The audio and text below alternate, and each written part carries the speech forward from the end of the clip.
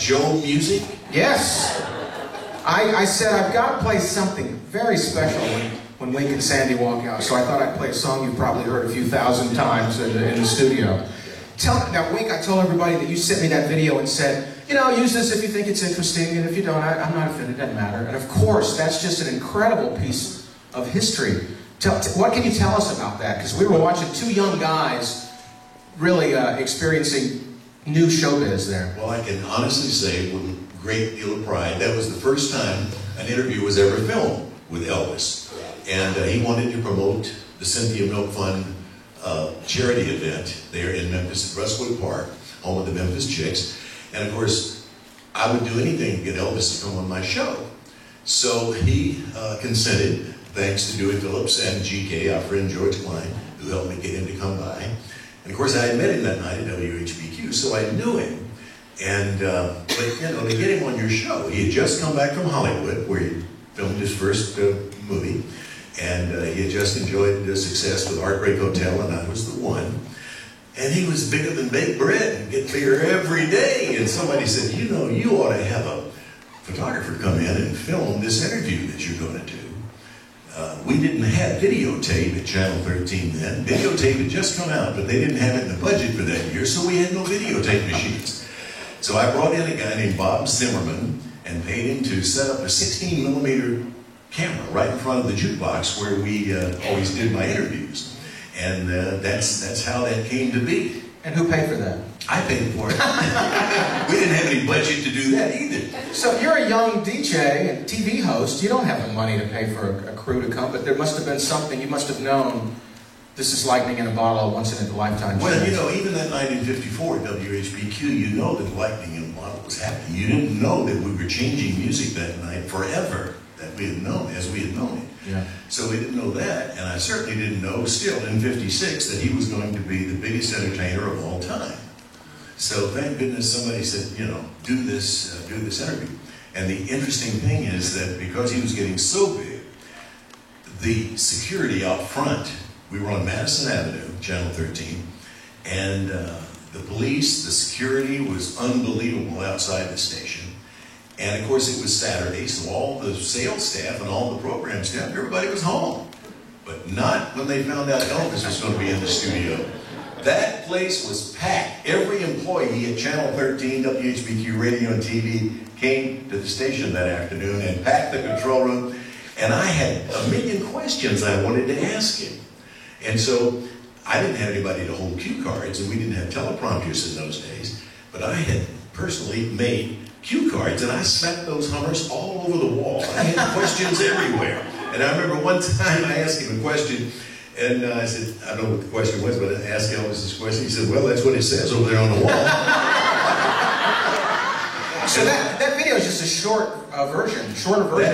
That is unfortunately, I loaned the master out to a dear friend a few years ago, and unfortunately, I never got the master back. An ex-dear friend. So this is an ex-friend, yeah. This is what's left that I have. And of course, on a CD, we have the whole 25-minute interview. The audio, yeah. The audio of the interview. Excuse me, if this is your Johnny Carson couch, I'm in the wrong place. Wink should be sitting here. No. You stay right there. You're going to be a part of. You're going to be a. It's a rose between two thorns. I had to do that first because we had the video. I had to do that. Well, but of course, now. darling, but this is the Johnny Carson couch, and the first guest always sits next to them. You're right. Next time you're gonna switch seats, but not now because now I want to talk to you. At what point? Well, first of all, my eyes are dazzled by the sparkling of the sunglasses. You've got to tell everybody because that's kind of one of your trademarks. And I know that I've walked around, as we all have, the gift shops at Graceland, and I know they don't just let anybody in there to sell things at Graceland. And I happen to know somebody. Yeah, I bet you do. Tell me about those. Well, okay, so the 60th anniversary of rock and roll. Wink was going to cut Elvis's birthday cake that year. And I always wear my Wink watch and my Wink sunglasses that I had designed. I heart Wink, yes. Wink is everywhere. So I've always worn those. And I thought, gee, for this occasion, I'm going to have a new pair made and have Elvis, my first love, and Wink, my last love, on the glasses. So I wore them to Graceland, and all the Elvis fans were going, "Oh, Mrs. Martindale, where can I get these glasses?" I said, "You can't, and I can't sell them because, you know, it's got Elvis on it." So I got so many requests that Priscilla had always said to me, "Sandy, if you have a good idea, just come to me," because I've had some ideas in the past for Graceland, which I've shared with her. And I thought, well, this obviously is a good idea. So I called her and I said, "Priscilla, I have a good idea that the fans, I think, would really like, because it's a classy way of saying I love Elvis." And she said, "What is it?" So she said, "Shoot me a picture." So I sent her a picture of the glasses. And I said, "Here they are." And she said, "Sandy, I love them, but why would I want Wink on there?" And I said, "Well," I said, "Priscilla, we can put Elvis on both sides." And she said, "Let's do it." So I'm exclusive at Graceland or shopgraceland.com. You cannot get them any other way. I don't even sell them myself because of the licensing. But it's grown. It's gone from the glasses to 2 different size watches. We have them small and we have them large. And we have iPhone cases. We have a purse. My purse, they kind of look like a Judith Lieber bag, only they're all Swarovski crystals. And my purse has Elvis on one side and Wink on the other, so it's whatever we're promoting at the moment, Wink or Elvis. I face my purse that way. And I have to live with this all the time. Elvis. So anyway, that's the story. Well, That's the story of my life. And you know what's interesting about that, Wink, is the fact that you two were together, but you separately out there. But before you met, years before you met, you both had that Elvis. And we came from 2 completely different directions. I had met him that night at WHBQ in July of '54, and he remained a friend till the day he died. And of course, you tell how you met him. My father had nightclubs in Los Angeles, and when he got out of the Army, the first place he went was to my dad's nightclub. It was Red West. One of his best friends was our bouncer, and Lance Legault was our house band. And when any of the guys, first of all, wouldn't go back to Memphis if they wanted to stay in LA during shooting of different movies, they'd work for my dad, and they'd be either a bartender. Sonny West lived at our house. I mean, Richard Davis was doorman. So they were all like my brothers. They were part of my family. So anyway, he goes to my dad's club, goes in the office, sees my picture, and he said, "Who's that?" My dad said, "That's my daughter." And he said, "Oh, I'd like to meet your daughter." So they call me at home, and I said, "Who is this?" And he said, "Elvis." And I thought, first of all, I thought that was a funny name. And he said, "I'd like to meet you. Can you come up?" And my mom said, "No, it's a school night. I'm not driving you up to the club." So I said, "No, I can't because I have to go to school tomorrow." And he said, "Well, maybe next week." So anyway, this went on for a few weeks, and then in the meantime, my dad comes home and said, "This is the best looking, the nicest young man." My dad went on and on about him. So then my mom agreed to drive me up. So there I am with my ponytail and my frilly dress, and he's got a date with a beautiful, sexy actress. And he held my hand, and I just stared at him because he was quite attractive. And he kissed me on the cheek, and that was it. So then I go home, and he calls and said he'd like to date me. And my mother said, "I don't care if you're King Farouk. My daughter's only 14. She doesn't date." And he said, "Well, you can come on the dates." Well, that was a whole different story to my mother. So she said, "Okay." So we went to the Beverly Wilshire Hotel for the first 3 days. And my mother came and would sit there, eat pizza, banana splits, watch television, dance. And he promised her he'd be a gentleman and take good care of me. And for the next 6 years, he continued to raise me, and he did a very good job. I think so. I think so. He was preparing her for me. Because look who got her. Now, I just recently read this because I just started reading my old diaries. And, of course, as I said, either I wrote very tiny when I was young, or my eyesight's getting very bad as I get older because I had a spyglass. And I said, "What are you doing?" I said, "I'm reading my old diaries." So after Elvis's marriage didn't work, and I had been married for 6 months, and my marriage didn't work as well, the phone rang, and it was Elvis, and he said, "Hi," he said, "I'm sorry about your marriage, Sandy." And I said, "Oh, thank you." I said, "Well, I'm sorry about your marriage." And he said, "You should have asked me. I would have told you it wasn't going to work."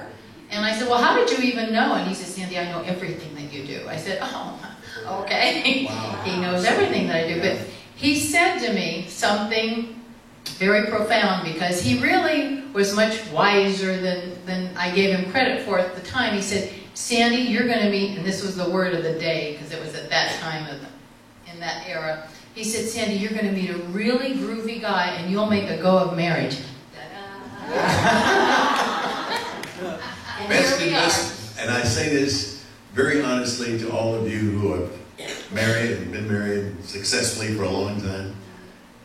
Best investment I ever made. 43 years later, and I can say that honestly, we do everything together. We do everything together. Except for the bathroom. That's good. So you guys get together and you meet, but how long does it take before you find this Elvis connection? How long does it take for that to come up and figure out that? I don't know. That's a good question. I've never been asked that. That's a new question. Thank you. Done. That's it. But I can't remember. We had to be on a date, when it came up at some time or other, how I met him and how you met him. I don't know. That's a good question. Wow. We don't have an answer. You do an interview. You look at him. Who are you? Wow. That's a good question. Is one that someone has to think about. That they have to really think about that. But it's so like I said, it is interesting that thread of Elvis runs through, and that. But Sandy, I want to ask you, because not a lot of people can speak to this part, and that is, and we can a little bit too, actually. You knew a person as a friend, but then you worked with them. You were on set with them in the movies because you were a dancer in his films. Did he change? Was he different around the movie crew on a set working than he was the person that you He was always fun-loving, and he was always a gentleman. Every director was sir. Anybody that was a little older was madam. He was polite, mannerly, and we had a lot of fun. We'd play Yahtzee between takes and do fun things. Oh, that Life in Hollywood, the fast lane. Oh, Yahtzee. Yeah, we played Yahtzee. For you, Wink, that young Elvis that you knew back then at the jukebox, over the years, did that kid go away and someone else appear, or was he always that guy? The Elvis that I had the pleasure of knowing remained the same through the years. He was, as Sandy said, he was always just as nice as he could be. Fame didn't seem to go to his head whatsoever. Certainly around me that was true, and I'm sure that, Elvis was Elvis. And it's like Dick Clark said, professionally and personally, there was only one. There will never be another as long as any of us live on this planet. Wow. He was a one of a kind. Yeah. Yeah.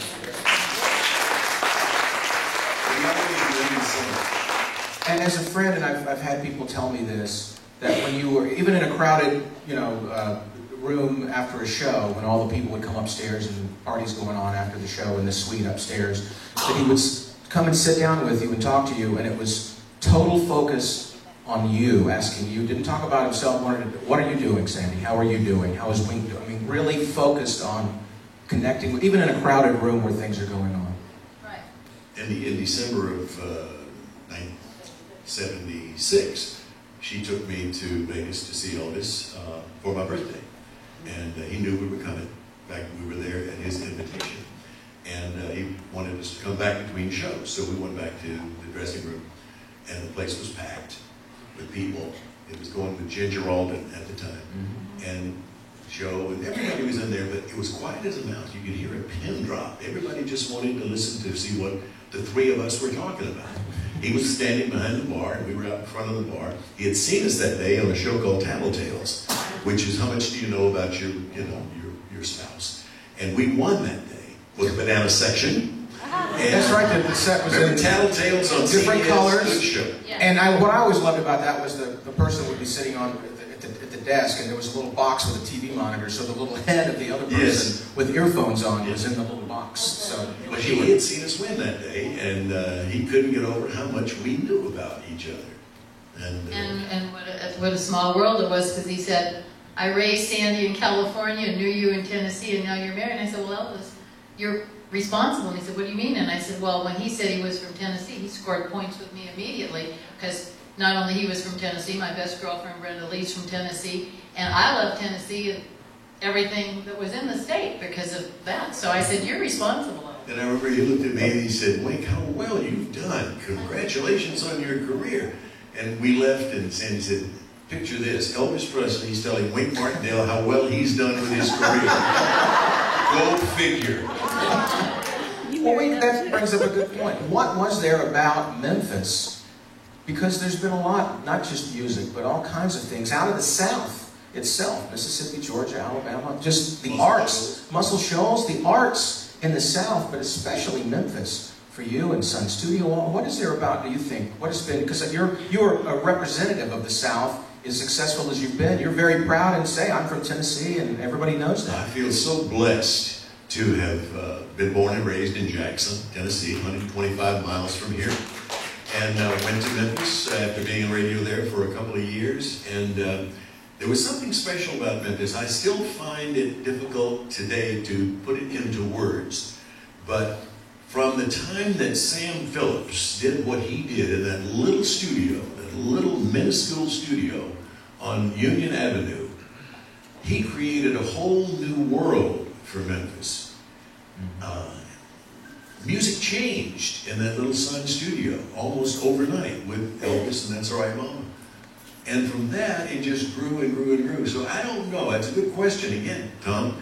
I don't know what it is about Memphis and the Mid-South, but look at all that's happened. Look at Nashville today. I mean, this is Music City, USA, indeed, underlined in steroids. Yeah. But Tennessee is just really and truly special in the world of entertainment. And so much of it started that night in 1954 and grew from there. And you know, I've been talking about this this festival on the radio, and I know that you tell this story, and it's almost like when you have a singer and a singer does a concert, there's a few songs that a singer just has to do because they're a greatest hit. And I've promised this on the radio so many times in interviews that I've done, and just the Reader's Digest, as George Klein would say, the Reader's Digest version of that night at the Chisco Hotel. I happened to be at the radio station that night. I did the morning show called Clock Watchers from 6 to 9 a.m. And I just happened to be there that night showing some of my ex-high school football buddies from Jackson around the station. They went to see WHBQ. And suddenly I saw the switchboard light up. And I thought, what's Dewey doing now? Dewey Phillips did a show called Red Hot and Blue, where essentially he played black music for white kids. He had 65, 70% of the radio audience in those days. And everybody listened to Dewey Phillips. Well, I went into the control room, and here was Sam Phillips, who had walked in and handed him a test pressing. Actually, it was an acetate. A test pressing hadn't yet been made. He handed it to Dewey to play on the radio. They wanted to test it to see what kind of reaction it would get. So the reaction was fantastic. And he played it 7 times in a row without stopping.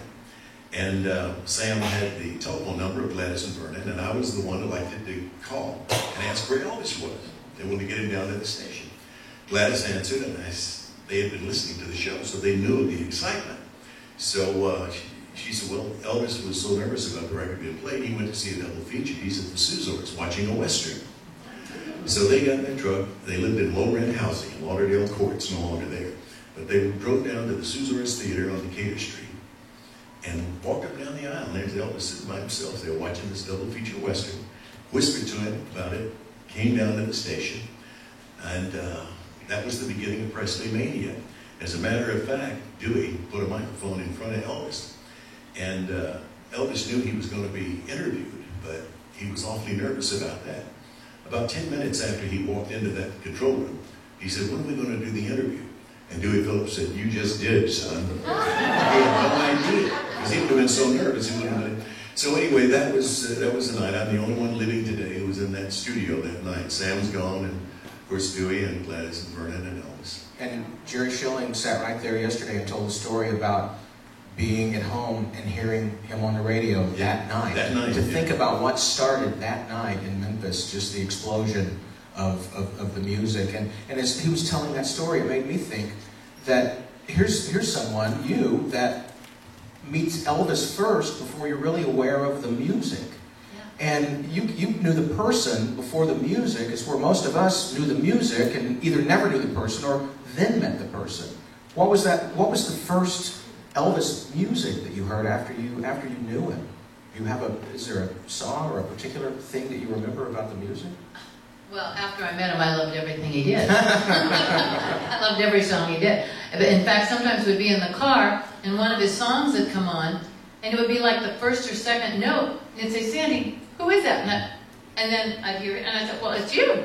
And he said, but no, I was supposed to get it on the first note, and I didn't know it on the first note.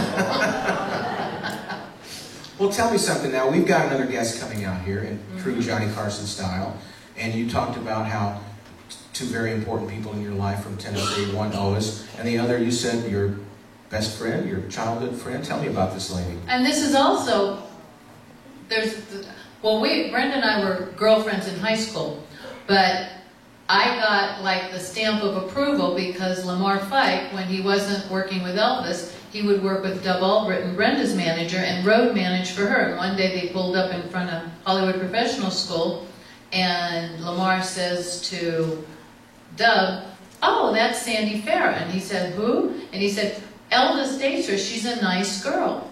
So I kind of got the approval so that then when Brenda and I were best friends, then when she said she wanted to take me to Australia and me here and me there, it was okay with him because he knew that I was a nice girl. So that really helped the... And you guys, and you were one of the ones too that said, I want to get my friend Brenda to be a part of this festival. And Absolutely. I mean, all the phone calls that went out, and I thought, I'm thinking about next year at the festival selling one ticket for $10,000 just to hang out in the dressing room and listen to what goes on, the stories. I said, if we could get what goes on in this dressing room out on stage for people to see.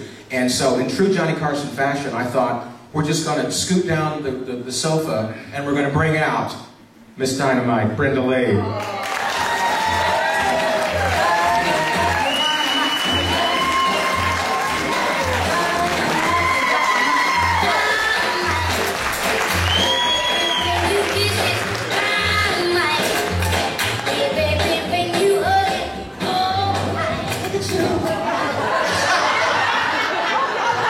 Don't you wish you could do that? My feet don't touch the floor. Surprise, surprise. How are y'all? Good? Aren't these two great? Aren't they good? There's something else. Yes, they they love are. you and you love them. And I have to ask you before we start talking about you and your friendship with them and with Elvis, what have you thought of the last couple of days being a judge, sitting right over there and being they've done that before in Memphis and in Tupelo actually too. What's been your experience the last few days? You know, I've never judged, been on that end of an Elvis, of all these great guys that you have representing. I feel like is the greatest entertainer of my time. I don't know about anybody else's, but it's been a real learning experience to see the love and the devotion and the discipline that these guys have for Elvis. You know, we had Sinatra, we had a lot of people, but we never, nor will we ever, have another Elvis. Yeah. And that really says something to me. I've been doing this since I was a little girl. And I first met Elvis. We did the Grand Ole Opry together. And I was 12. And he was getting ready to go into the service. And I had this iconic picture of Lincoln's. This is so uncomfortable. He had, no, that's okay, this is good. Very feminine too, I might add. What was I saying?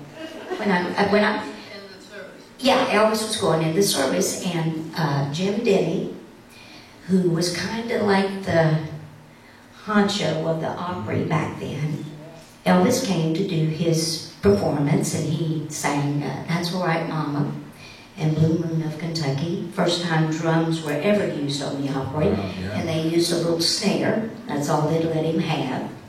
And they sent him down the street to get a tuxedo because they said he had to have the right clothes. And after he was done, the famous statement was made, you need to keep your day job.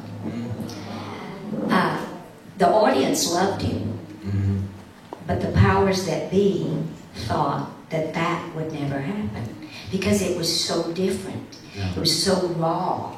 It was so exciting. It was so just so good.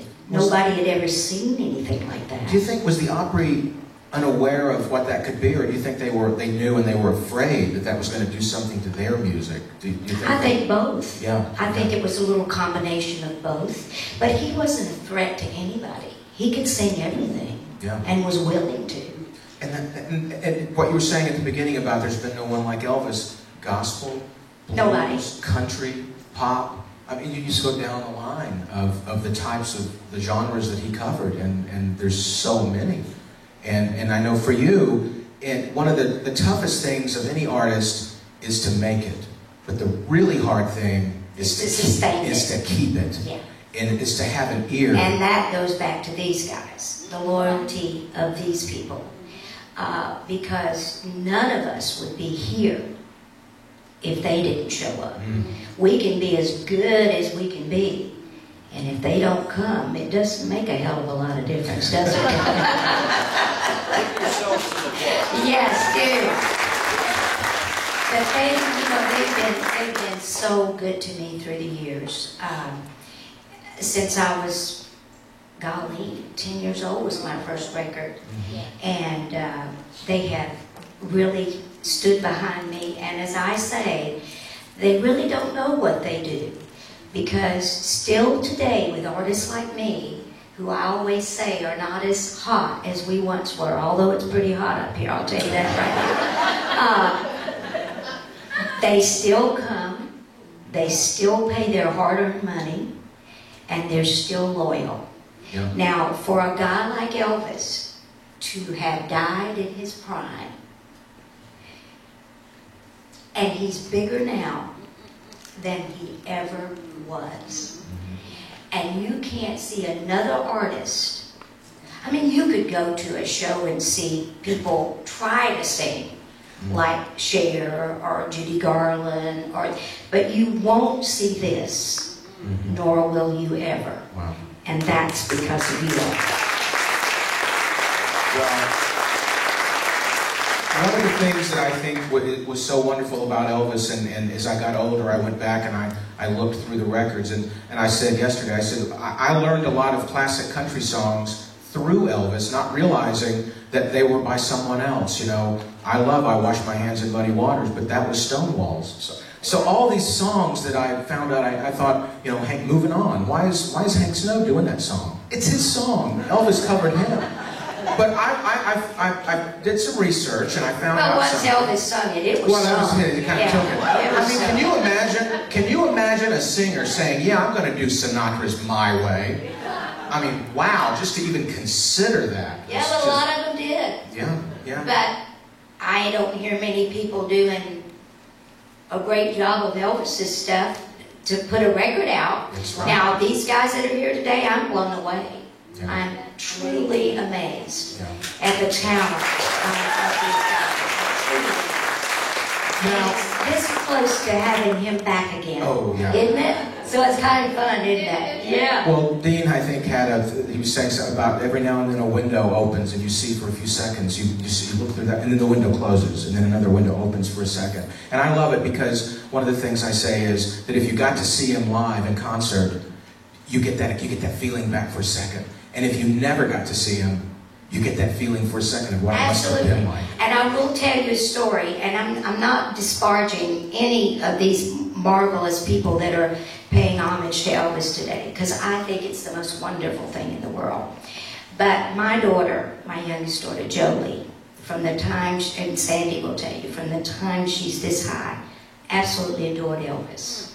And anytime he came to Tennessee, I would take her to the shows, but she was so little and I was little, and we couldn't we couldn't get up to get a scarf, and that was her lot in life, to have an Elvis scarf. So I took her to one of these shows with great Elvis impersonators, and I thought, this is after Elvis passed, and she did get her scarf, by the way. He sent it in the mail. And yeah, I was on a plane with Ginger Alden. And I said, Ginger, you know, my little girl loves Elvis. And I don't want to ask Elvis. I don't want to be, yeah. I said, would you ask him to sign me a scarf and send it to me? Absolutely. The day after he died, this is the truth, it came in the mail. Wow. And I have that scarf. Makes me cry. But anyway, I thought after that, you know, we went to this big Elvis show with all the Elvises and all. And I thought, Joey's gonna love this. So we're sitting there and we're on the front row, you know, and everybody can hear. And the first guy comes on and she kind of looks, you know, she's about 7. Next guy comes on and I can see in her mind the wheels are turning, you know. After about the 3rd guy, she stands up and in the loudest voice she said, "This is not Elvis and I am leaving."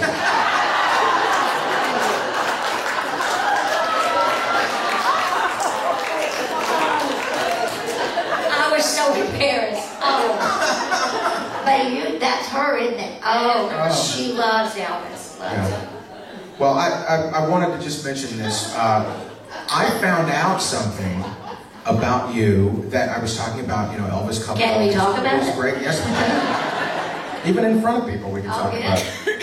Elvis loved to find songs that people had done, and like you said, when he did it, he made it his own. He did a song one time, and everybody associates it with him, but it wasn't his song. You cut it first. I did. Play this for a second. See if you recognize, see what Elvis did to change this song up from the original version, if he did anything at all. Listen So to just this. play Elvis's. This is Elvis's. That wasn't mine. Baby, I didn't treat you.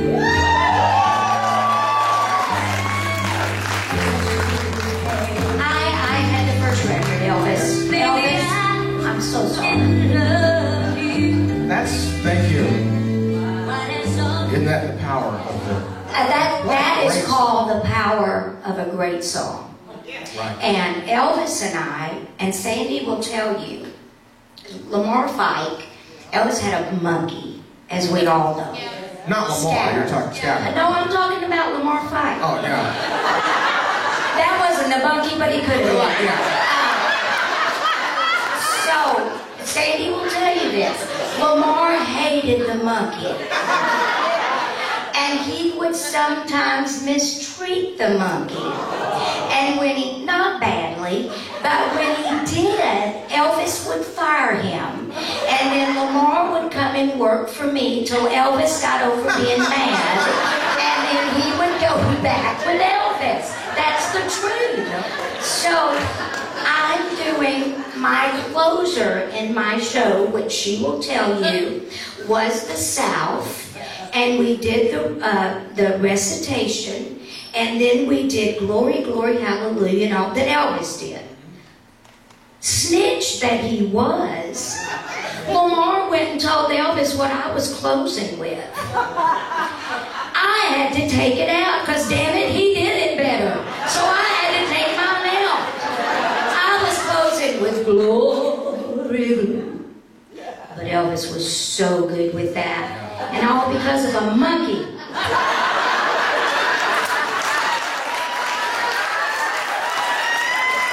hate that monkey. I look for every day. The monkey?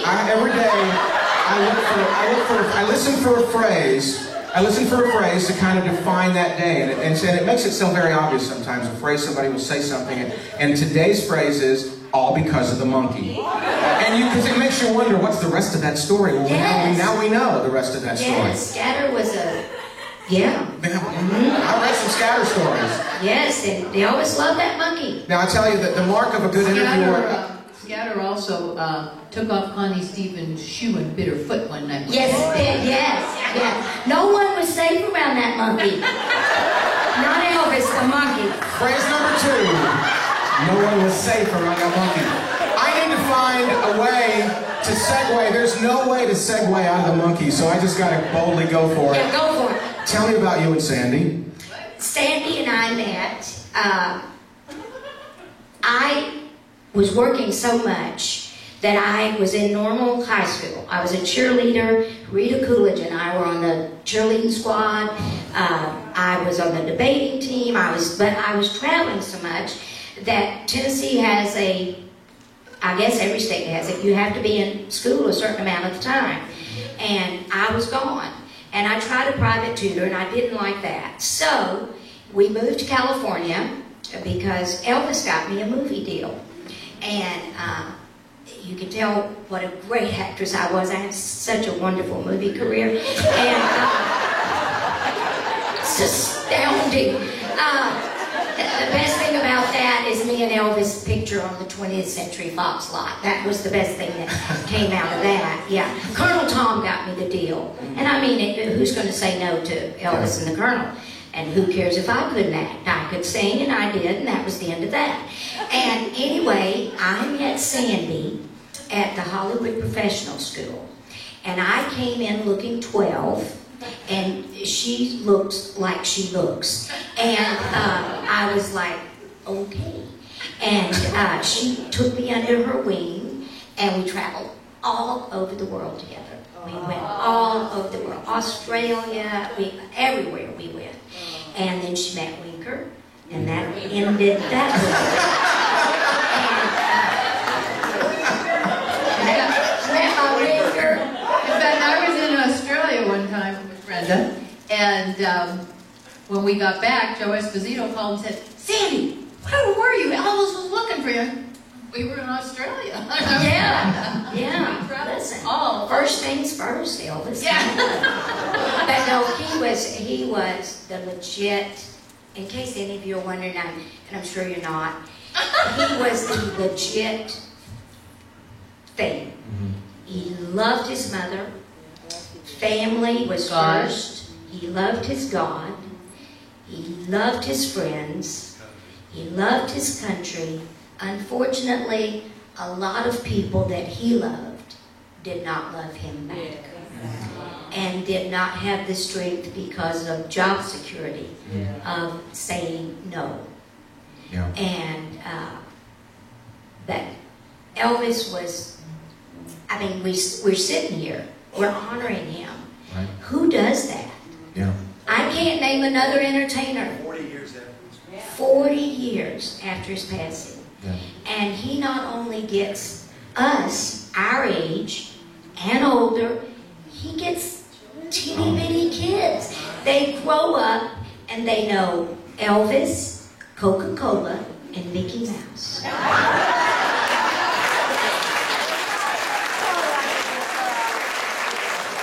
Exactly right. And that's another, and you know what he wanted to do? And they will tell you this. His dream was to tour overseas. Yeah. He wanted so badly to tour overseas. He was so huge. But for reasons we won't go into, his manager could not go. So therefore Elvis couldn't go. Yeah. And what a loss to the rest of the world. Oh, that's what I say, that at 42, to go at the age of 42, and to realize, if you're lucky enough to have done it recently, or even not recently, when you turn 42, to think, that's when it's over? Yeah, That's just when it's starting. absolutely. But you know what? You kind of wonder what God's hand was in all of that, because when you look for his short span of time on the planet, the amount of time this man spent in a recording studio, on a television stage, on a motion picture stage, he worked. His body of work is much older than the amount of time he spent on the planet. It's like he completed so much in such a short span of time. And what do they say about someone? They're only gone, and they're only dead gone when you stop talking about them, when you stop thinking about them. Yeah, but you know, look at the width and breadth of this industry that we're in. And we can verify this. He's been in all facets. He's been a hit recording artist. He's been a television star. He's still a radio star. There has never, from Al Jolson to Judy Garland to Sinatra. There has never been a person that's got them from this tall Yeah. to this tall.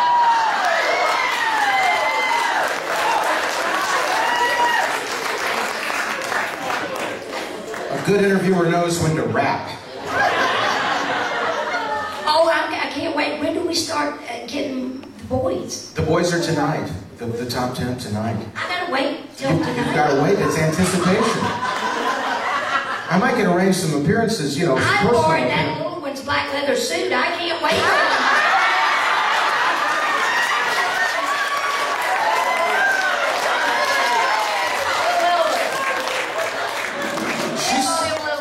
She's singing "If I Can Dream" in a whole different way. It's time, Lord, you made me a mountain.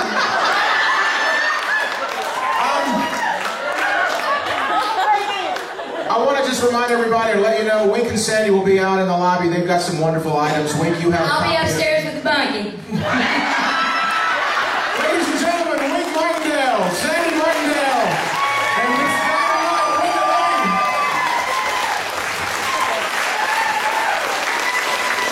Let's hear it for this guy. He has worked so hard to put this together. Go ahead.